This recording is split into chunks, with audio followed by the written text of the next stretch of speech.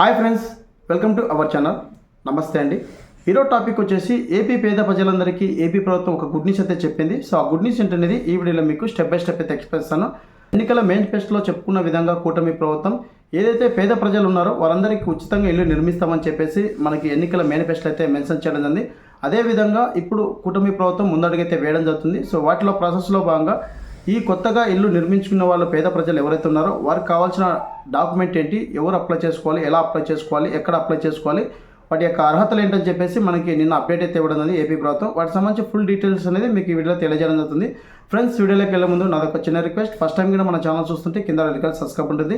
Subscribe అని click చేసినట్టు పక్కన బెల్ ఐకాన్ వస్తుంది. బెల్ ఐకాన్ అలా పెట్టుకుంటే నేను ఏ వీడియో చేసినా మీకు నోటిఫికేషన్ వస్తుంది.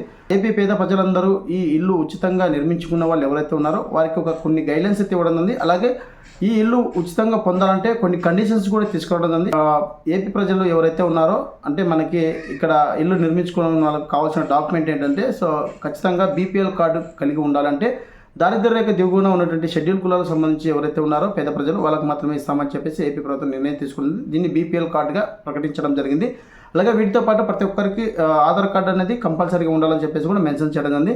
అలాగే ఇక్కడ మనకి ఎవరైతే పేద ప్రజలు ఉన్నారో వాళ్ళకి పట్టణాల్లో అయితే 2 సెంట్లు, గ్రామాల్లో అయితే 3 సెంట్లు ఇస్తామని చెప్పేసి మేనిఫెస్టోలో చెప్పుకున్న విధంగా ఇక్కడ మెన్షన్ చేయడం జరిగింది.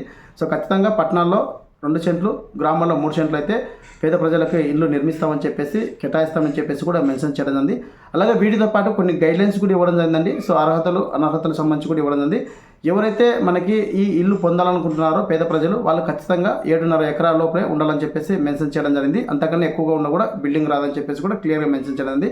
సో మెట్ట ప్రాంతం వచ్చేసరికి మనకి 5 ఎకరాలు ఉండాలి. అలాగే మాగాణ వచ్చేసరికి 2.5 సెంట్లు మాత్రమే ఉండాలని చెప్పేసి క్లియర్గా మెన్షన్ చేయడం జరిగిందండి. సో అలాగే మీరు ఈ ఇల్లు పొందాలంటే ఒక కండిషన్ కూడా తీసుకురావడం ఉంది. సో మీరు ఒకవేళ ఏపీ ప్రభుత్వం ఇచ్చినటువంటి ఏపీ హౌసింగ్ సంబంధించి ఇల్లు ఎవరైతే నిర్మించుకుంటారో ఏపీ ప్రజలందరూ వాళ్ళు ఖచ్చితంగా ఇదివరకు ఎటువంటి లోన్ అనేది ఏపీ హౌసింగ్ మీద అంటే మీ యొక్క ఇంటి మీద ఎటువంటి లోన్ పొంది ఉండకూడదు అని చెప్పేసి క్లియర్గా మెన్షన్ చేయండి. ఇన్ కేసు మీరు మీ యొక్క ఇంటి మీద లోన్ పొంది ఉంటే కనుక అలాంటి వాళ్ళకు బిల్డింగ్ ఇవ్వమని చెప్పేసి క్లియర్గా మెన్షన్ చేయడం. ఏపీ పేద ప్రజలందరికీ ఇల్లు ఉచితంగా ఇవ్వాలని చెప్పేసి నిన్న మనకి కూటమి ప్రభుత్వం నిర్ణయం తీసుకోవడం జరిగింది. అందులో భాగంగానే మనకి గ్రామ వార్డు సచివాలయంలో ఉన్నటువంటి ఇంజనీర్ అసిస్టెంట్ ఎవరైతే ఉన్నారో వారికైతే కేటాయించడం జరిగింది. అక్కడ వెళ్ళి మీరు ఇన్ఫర్మేషన్ తెలుసుకొని అక్కడ మీరు అప్లై చేసుకోవచ్చండి. ఖచ్చితంగా మీకు ఇక్కడ ఆధార్ కార్డు అలాగే రేషన్ కార్డు కలిగి ఉండాలి. సో రేషన్ కార్డు కూడా మన దారిద్ర్య రేఖ షెడ్యూల్ కులాలకు సంబంధించిన వాళ్ళు ఎవరైతే పేద ప్రజలు ఉన్నారో వాళ్ళు మాత్రమే అవకాశం ఉందని చెప్పేసి క్లియర్గా మెన్షన్ చేయడం జరిగిందండి. పేద ప్రజలందరికీ ఇల్లు నిర్మించే విధంగా మనకి ఈ అంశాలను తీసుకురావడం జరిగింది. సో త్వరలో ప్రతి ఒక్కరికి ఇల్లు నిర్మిస్తామని చెప్పేసి ఏపీ ప్రభుత్వం కూడా నిర్ణయం తీసుకోవడం జరిగిందండి. ఇంకా ఏపీ హౌసింగ్ సంబంధించి మనకి ఏపీ ప్రభుత్వం అప్డేట్ ఇవ్వడం జరిగింది. ఎవరైతే దారిద్ర్య రేఖ దిగువన ఉన్నారో వాళ్ళు ఖచ్చితంగా అప్లై చేసుకోవచ్చు అని చెప్పేసి క్లియర్గా మెన్షన్ చేయడం జరిగింది. ఇదండి ఏపీ హౌసింగ్ సంబంధించి అప్డేట్. మరొక వీడియోతో మీ ముందుకు వస్తున్నాను. Thank you so much. జై హింద్.